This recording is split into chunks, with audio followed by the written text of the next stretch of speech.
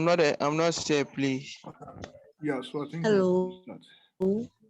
So I'm going to have to mute all of you. Hello. And I was waiting to have a sizable number of participants.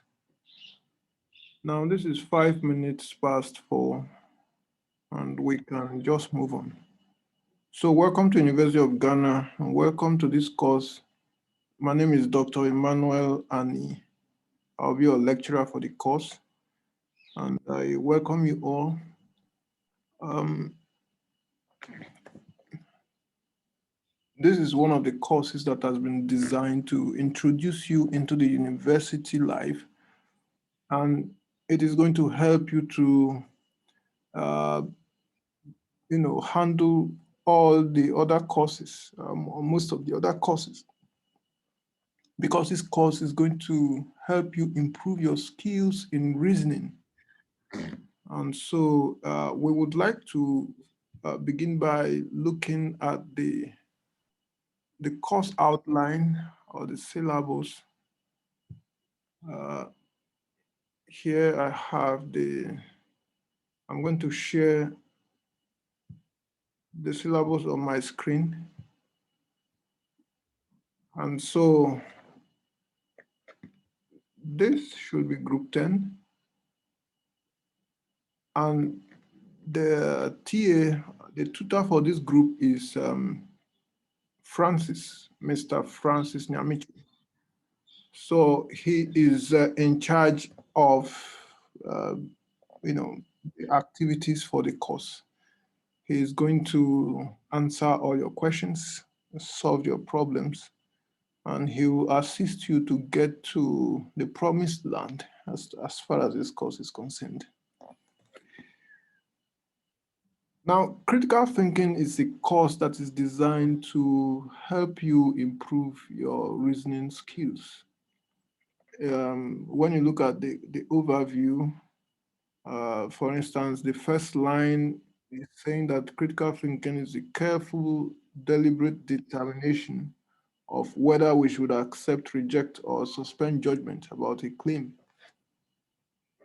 and of the degree of confidence with which to accept or reject it. So really, critical thinking is about making claims and supporting those claims with reasons. When you have made a claim and you back the claim with reasons or information or evidence, you have made what we call an argument. So critical thinking is really about arguments, the quality of our arguments, what makes arguments right or wrong, the different categories of argument or reasoning, and all that. Incidentally, the course is going to help you to improve your skills in problem solving, because the very skills that are designed to help you improve your argumentative skills will also be improving your ability to solve problems. So making good arguments and solving problems are fortunately in the same, you know.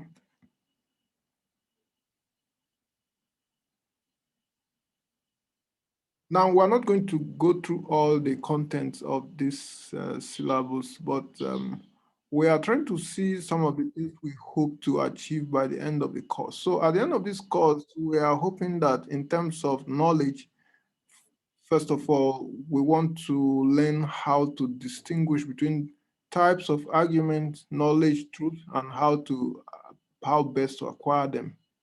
You know, we want to know the difference between inductive reasoning and deductive reasoning.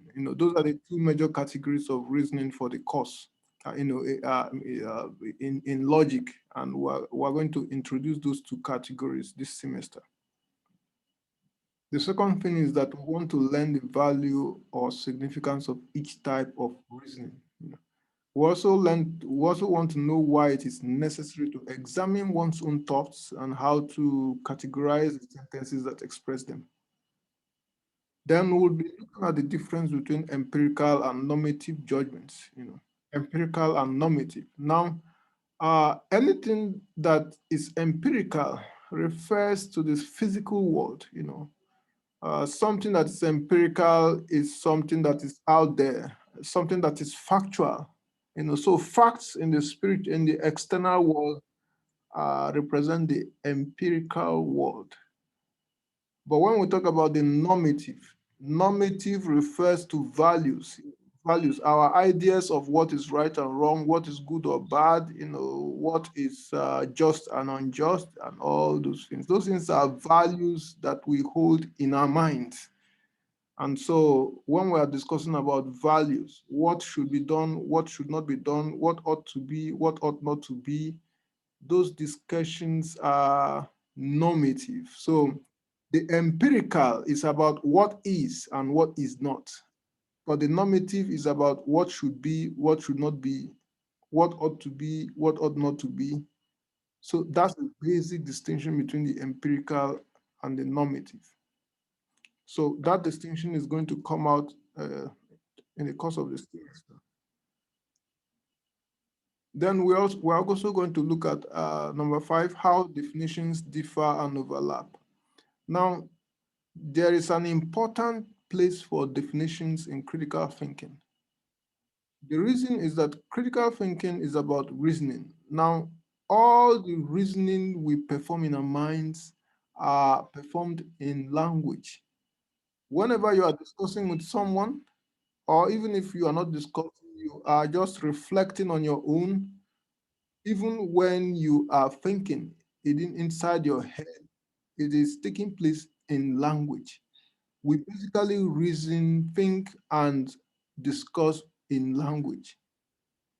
And so before you talk about reasoning, you have to look at the language with which you are reasoning, because if the language tools and instruments are not good enough, then it will automatically affect the reasoning itself. So, and when you are discussing language, you are discussing meaning. When we are reasoning about concepts, we have to reason with accurate understanding of the meaning of the concepts. If, for instance, you are reasoning with the concept of democracy, or you are reasoning with the concept of liberty, you need to have a very good understanding of those concepts. Their meaning needs to be clear. You need to have an accurate grasp of their meaning. If the meaning you have of those concepts is not accurate, then whatever you are discussing about those concepts would not really be working out well. So before you can even reason about something, you need to have the accurate meaning of that thing so that you can reason well about it. So meaning, accurate meaning should come before reasoning. The matter of accuracy in meaning should be settled. Then we can reason. So that is why meaning is important to critical thinking or logic. And the sentence that provides information about the meaning of concepts, we call it a definition. Definitions are sentences that provide information about meaning. So because of that, there is an important place for definitions in this course. In fact, we'll be doing definitions next week, just definitions for the whole of next class. Okay, and then number 6, we are going to look at the different types of discourses like arguments, instructions, rhetoric, narrative, and others. And then we're going to look at informal fallacies. Now, fallacies are instances of bad reasoning. Now, basically, when you are studying reasoning, you are doing two things. You are studying the good reasoning, and when you study the good reasoning, you also study the bad reasoning so that you appreciate the good reasoning. So when we do the good reasoning, we will do the bad aspect so that when you see this bad aspect, then you see the difference between the bad and the good. Now, bad reasoning in logic is what we call fallacies. We have both formal and informal fallacies. You will see formal fallacies when we are discussing deductive reasoning. And then there is a full class that is set aside for informal fallacies. That is the last class of the semester. So basically, we'll be rounding up the semester by studying bad reasoning. Okay. And then in terms of the skills that we hope to acquire,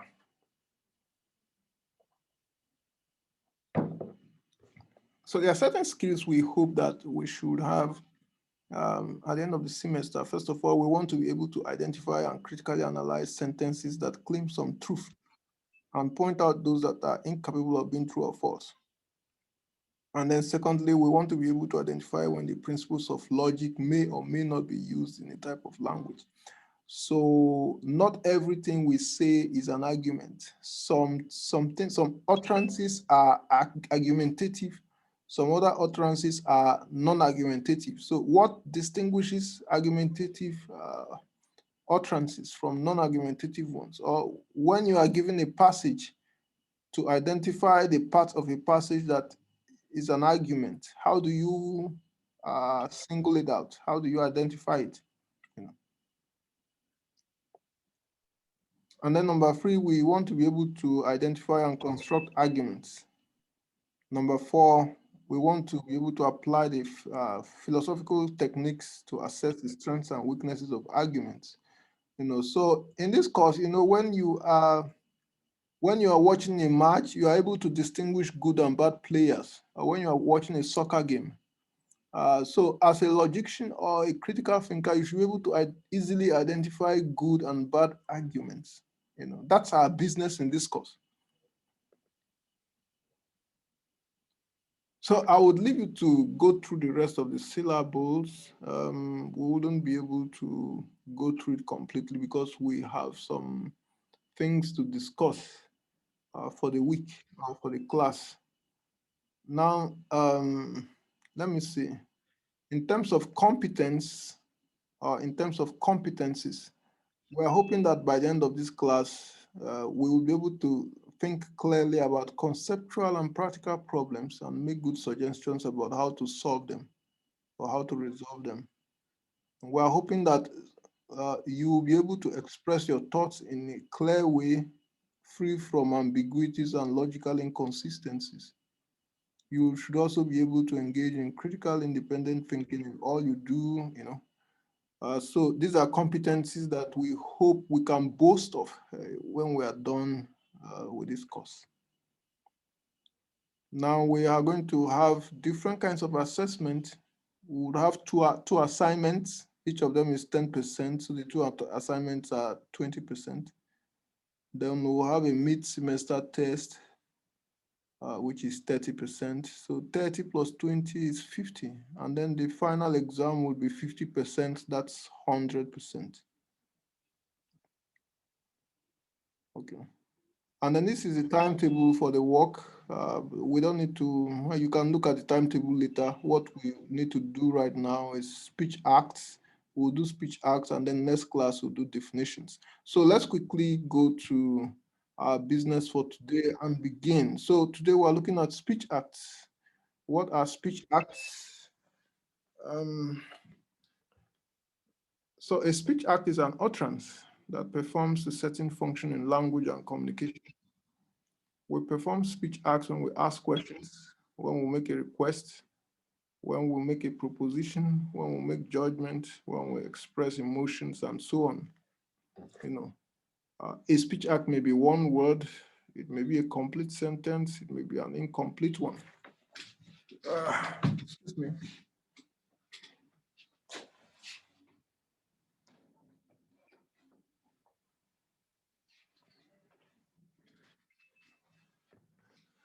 Okay, so from this paragraph, you can see that a speech act is basically anything that comes out of our lips. When you make any kind of sound, it's a speech act. The question is, what is the function of the speech act? So when we're talking about the different functions of what comes out of our lips or the audible sounds we make, then we'll begin to look at different types of speech acts.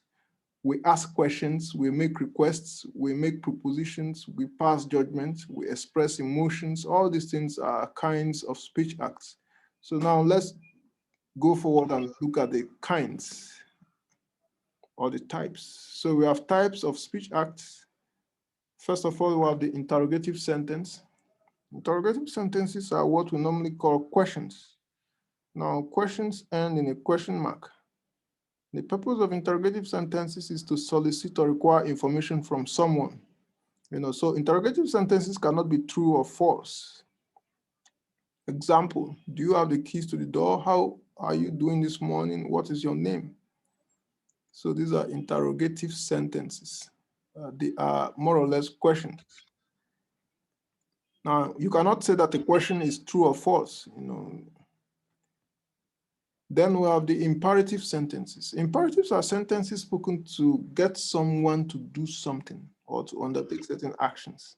So when you want someone to get something done and you say something to that effect, it's an imperative. So we have the hard and soft imperatives. Soft imperatives include things like making a plea, pleading with someone, making a request. Those are soft imperatives. And the hard imperatives are, commanding someone, giving a directive. So they include commands, instructions, directives, requests, and pleas. Now, a command is used to offer authoritative or dictatorial order for something to be done. An instruction is a direction or order used to guide someone to do something. A directive is an authoritative order used to establish a policy, assign responsibilities, define a set of objectives, and delegate authority to someone to do something. A request is an act of asking politely or formally for something to be done. A plea is a supplication for a certain action or decision to be taken. So examples of imperatives, we have examples of soft and hard imperatives. Clear this desk by tomorrow, that's a hard imperative. Please water the plant, that sounds like a soft imperative. Drive to the junction and turn right, do not turn over the next page, and so on. So these are all imperatives made in different tones. Then we have declaratives, the declarative sentences. Now, declaratives are sentences that convey information or they provide information. So they can therefore be true or false. So now we are discussing a third kind of speech acts. We had said that interrogatives are spoken to solicit information or to get someone to provide information. And then imperatives are spoken to get someone to do something. So interrogatives are spoken to get someone to speak. Imperatives are spoken to get someone to act. Then declaratives are spoken to provide information to someone. So when you are providing information, the information you are providing is capable of being true or false. So declaratives are capable of being true or false. When something is capable of being true or false, we'll say it has truth value. Such a thing has truth value. Now in logic, declarative sentences are called propositions. So when you talk about declaratives, we also talk about propositions. They include factual statements, value judgments, definitions, and arguments. So we have factual statements, we have value judgments, definitions, and arguments. Okay, so let's begin with factual statements. What are factual statements? A factual statement or a statement of fact is an expression that provides information about the state of affairs in the external world. So a factual statement, is a statement that tells you something about facts in the external world. It is true if it conveys accurate information about facts, and it is false if the factual information is inaccurate. So examples include grass is green, snow is white. These are factual statements. That man is the current provost of the College of Arts and Culture. Excuse me.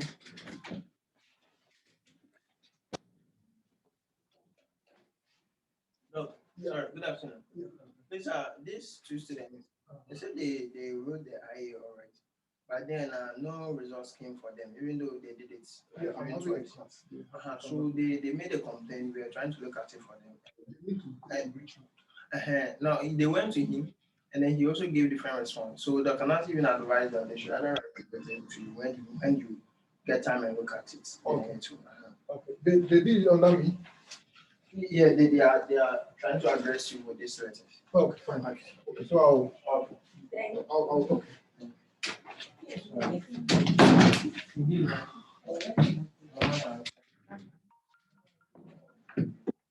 yeah, so sorry for that. Some students came around to logic complex. So we're talking about factual statements. Now, examples of factual statements: grass is green, that's a factual statement. Snow is white. Now, if you want to disprove these statements, you have to prove that the facts are wrong, or you have to present alternative facts. Now, grass is green. If you want to say that grass is not green, then you have to provide evidence of grasses that are not green. If you want to prove that snow is not white, you have to provide evidence of snow that is not white. If you want to show that the man in question is not the current provost of the College of Arts and Culture, then you have to go and get the records, or you have to go to verify from the registry to show that he's not the current provost. So factual statements can be proved or disproved by verification. So factual statements are verifiable. Okay. Then you have definitions. Definitions are sentences spoken to provide information about the meaning of a word or words. Definitions are supposed to provide us information about meanings. We said factual statements provide information about facts, and then we said, and now we're saying that definitions provide information about meaning. So, example: a lion is a large carnivorous feline mammal of Africa and Northwest India, having a short tawny coat, a tufty tail, and in the male, a heavy mane around the neck and shoulders. So this is a definition of a lion. This sentence provides us information about what a lion means. So it is not a factual statement, it's a definition. Look, then there's a second example. A bed is a piece of furniture upon which a person sleeps. So it provides you the meaning of the word bed. Okay. So that's about definitions. They provide information about meaning. Then you have value judgment. A value judgment or statement is a claim about something's moral, practical, or aesthetic value or suitability. Now, value judgments do not describe the world like factual statements do. Rather, value judgments prescribe certain attitudes and behaviors toward the world. They are concerned with prescribing how the world ought to be, rather than describing how the world actually is. Now, so you see that value judgments are, statements about people's values, statements reflecting people's values, reflecting what people want to be done, or how people think that things should be done, or how people think that the world ought to be, or how people think that people should behave or not behave. So all those things about what should be, what should not be, what ought to be, what ought not to be, they are all captured in value statements. Let's look at examples. That is right, that is wrong. Michael is a good man, Jezebel has no conscience. So these things are, these statements reflect our values, what we value, and the hierarchy of values, what we value as right and wrong and all that. So you can see that they are not factual statements and they are not definitions. They are about values. Now we have two types of value judgments. We have moral and non-moral. Moral value judgments are claims about something's moral suitability or otherwise. For example, abortion is evil, don't commit adultery, don't insult your spouse. These are moral value judgments. Then you have the non-moral value judgments. These are claims about something's practical or aesthetic suitability or value. Now we have values that are not moral, but they are still values, So for examples, you can see the examples here. Or is an excellent student. To be an excellent student, excellence is not really a moral value, but it is a value we cherish very seriously. And then when you say the shirt is too tight on you, we're talking about the ability of your clothing to do the work of clothing, the ability of what you are wearing to perform the function of what you are wearing for you. So if something is too tight, then it is not really performing the function you wanted it to perform, And so there is a shortcoming in the productivity of such a thing. Then you have that car is beautiful. Beauty is an aesthetic value. So these three examples, you can see these first two examples are examples of claims about utility values. Now, utility values include values like what? Values like durability, reliability, efficiency, productivity, and all that. So those are utility values, but aesthetic values are, values like beauty. Beauty is an aesthetic value. So these are all non-moral values. If you say that this person is stronger than this person, that's a value judgment. That person is more intelligent, those things. So those are non-moral value judgments. Or if you say that it is too early to plant a seed in the ground, that's a non-moral value judgment. Maybe if you planted it now, it will die because the rains have not started, that kind of thing. Or if you say if you plant it in January, it will not survive. So that's a non-moral value judgment. It is about the ability of the seed to be productive after you've planted it. So it's a value, but it's not a moral value. Okay, so then we have emotive expressions. Emotive expressions are sentences that express emotional feelings. I'm going to have to make a correction here. It's either emotions or feelings, but both of them cannot go together. Then emotive expressions that show strong feeling may often end in exclamation mark, but this is not always the case for all emotive expressions. So it is not all emotive expressions that you see exclamation mark.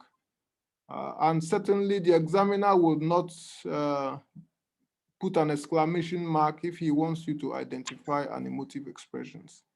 You have to identify an emotive expression by looking at the structure of the sentence, what the sentence is saying, the message. Now, examples of emotive expressions. I love that guy. I hate how she dresses. We hope you win the tournament. Hallelujah. So these are examples of emotive expressions. These expressions are expressions of people's feelings, someone says, I love that guy. These expressions are not like arguments. They are not kind of they are not things you agree or disagree with. When someone says, I love that guy, you can't agree or disagree because the person is just expressing our feelings, So emotive expressions are not really logical. We don't say they are logical expressions, they are just expression of feelings. We can't really use them in logic, Okay. Then we have sentence fragments. Sentence fragments are incomplete sentences lacking either noun or verb. Sometimes sentence fragments act as signposts to show direction or to advertise a product. Examples of sentence fragments include Desmond for Parliament, Yam with sauce, your dream house, Sentence fragments, when you look at the first example, you see that it is lacking in a verb and so on. Okay, so now we have seen the different kinds of speech acts. Let's do some exercises. We want to be able to convert one speech act into another, So for these exercises, rewrite the following emotive expressions as value judgments. The first one, what a beautiful lady. That's an emotive expression. So convert it to a value judgment. Anyone?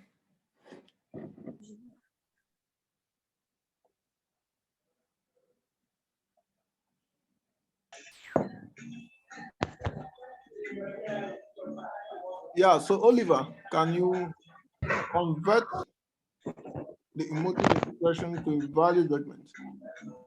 For the first one, you can see the lady is beautiful. Okay, so the next person, the second one.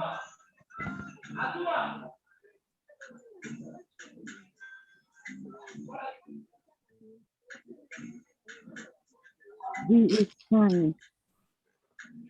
Yeah, so you can see the hierarchy of the hands you have raised. The second hand that is raised there, can you go ahead? Okay. Hello. Yeah, so go ahead, or anyone can answer it, just go ahead. Okay. With the second one, he is kind. Okay, it's kind. Then the third one. The Jenny. The journey is extremely delightful. Okay, that's good. Then let's go to the next part of exercises. Rewrite the imperative sentence below as interrogative sentence. Yeah. Let me mute everybody so that we would have some silence. So rewrite the imperative sentences below as interrogative sentence. So you convert from imperative to interrogative. So the imperative, shut your mouth up. What is the interrogative version? Will you shut up your mouth? Okay, good. Then the second one. So we can see your screen. Will you speak loudly? Yeah, will you speak loudly? That's good. Then the third one. Can you get up quickly and read your books? Okay, good. So I can see your screen. I can see your screen.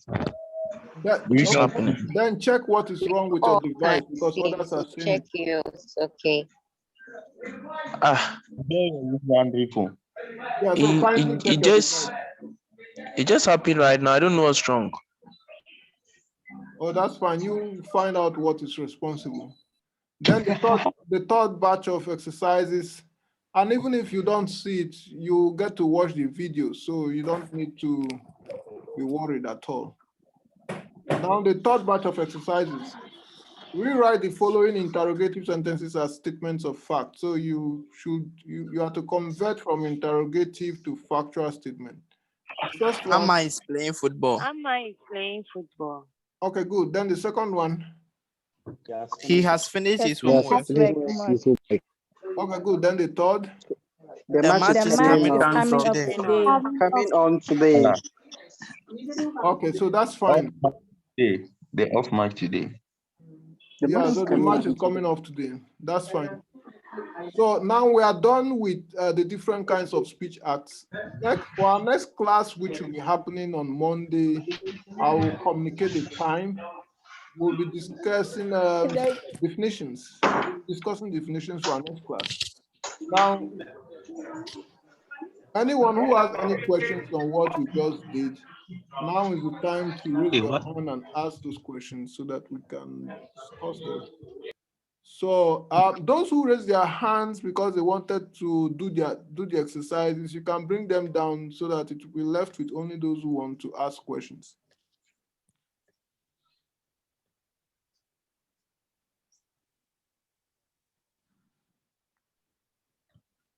Okay, so Victoria, can you ask a question?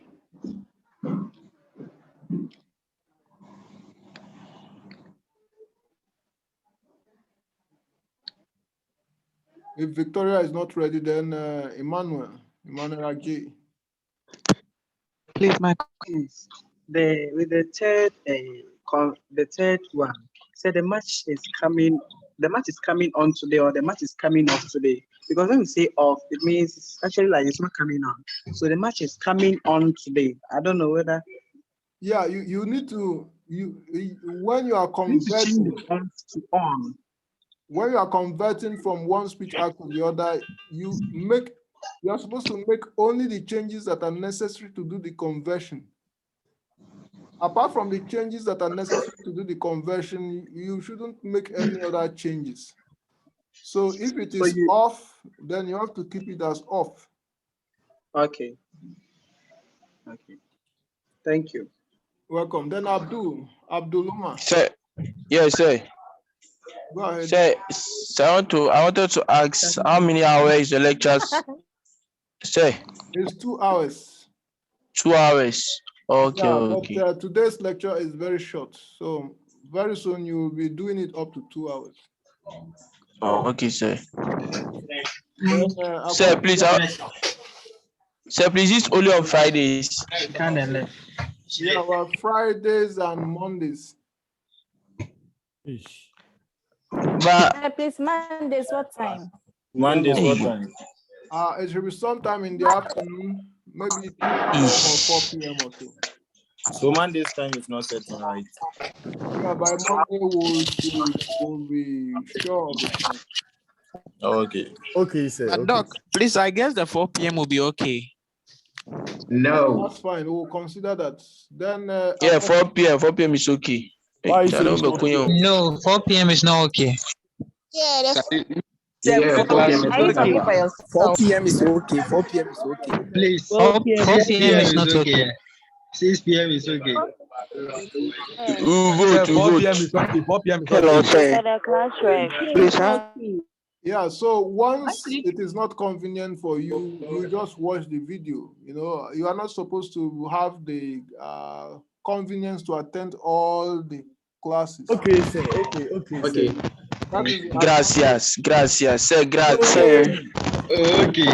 Sir, please have another question.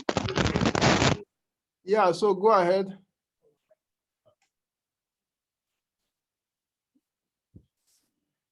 Yeah, so go ahead with your question. Yes, sir. Please, how can we get the slides? The slides are contained in the video, so you will be getting the videos on your Sakai course site. Okay. Yes, class rep. Class rep. Hey, class rep for what? And then I'll be the class rep. Adogad, do you have a question? Hello, sir. Yeah, I thought you've asked a question. Yes, I have another question too. Yeah, go ahead so that others. Okay. So please, I came across this thing in the slide, but I don't know. They say some of the imperative sentences can also be in the form of an interrogative sentence, like explicitly.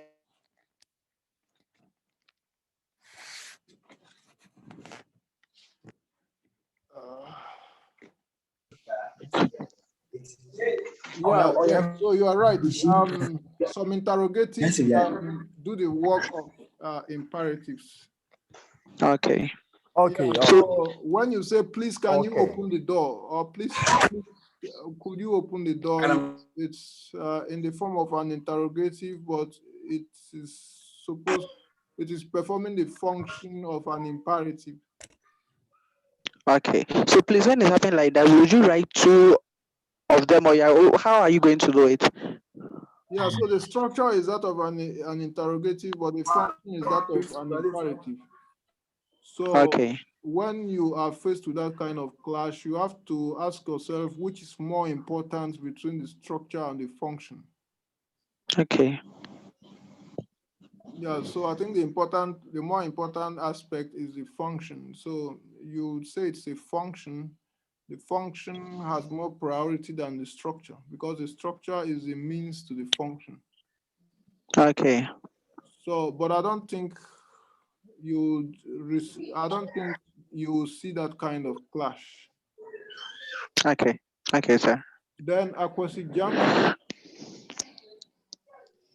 I think you have asked your question too. So Dominic Asiedu.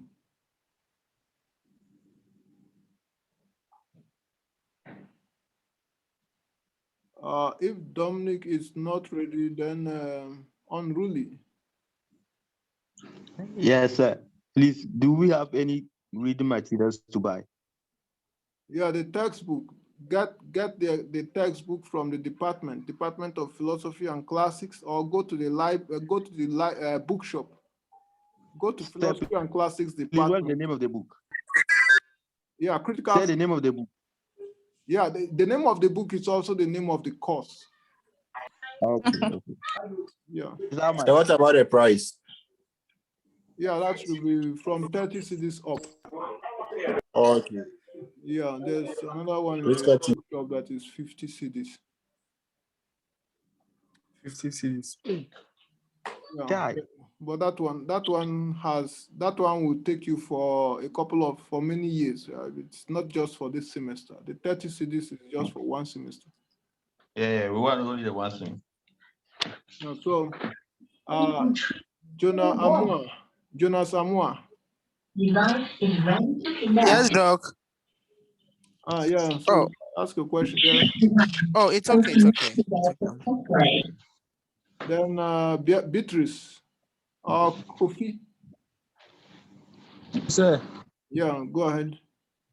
Sir, I want to ask that, are you going to have a Zoom session throughout the semester? The what? Are we going to have like online lectures throughout the semester? Yeah, it's online all through. Okay, thanks. Then Beatrice. I love that. Hello, sir. Go ahead.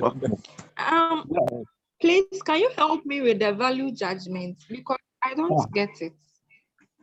Value judgments are about people's values, what people's values, what is right and wrong. That's what value judgments are about.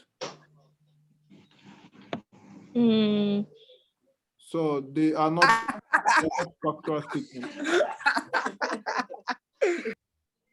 Sir. Yeah. Sir. Yes. Sir,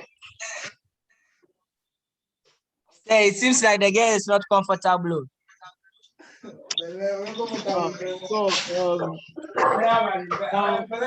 You have Benjamin.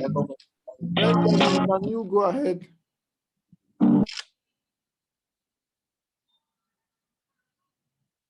Yeah, so Benjamin, you can go ahead. Sir. Yes.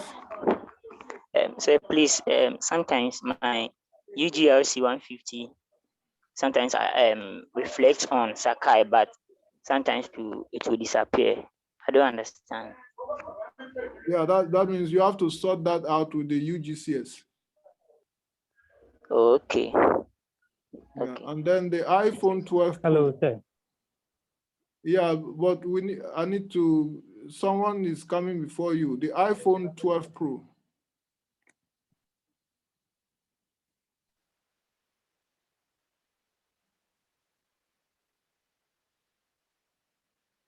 So if he's not available, then Andrews, you can go ahead. Hello, sir. Yeah, go ahead. With the guy that was complaining that sometimes his UGRC disappears from his Sakai, he should go to site, and then he should favorite it. When he favorites it, it will show. Okay, then that's a good suggestion. All right, so that's it about today's topic. So I'm going to load this video to your site on Sakai so that you can watch it as many times as you want. And for our next class next week, I'll be communicating in due course. So I wish all of you a very happy weekend. Thank you. Okay, thank you, sir. God bless you. Thank you, sir. I like your seat. Thank you, sir. Thank you, sir.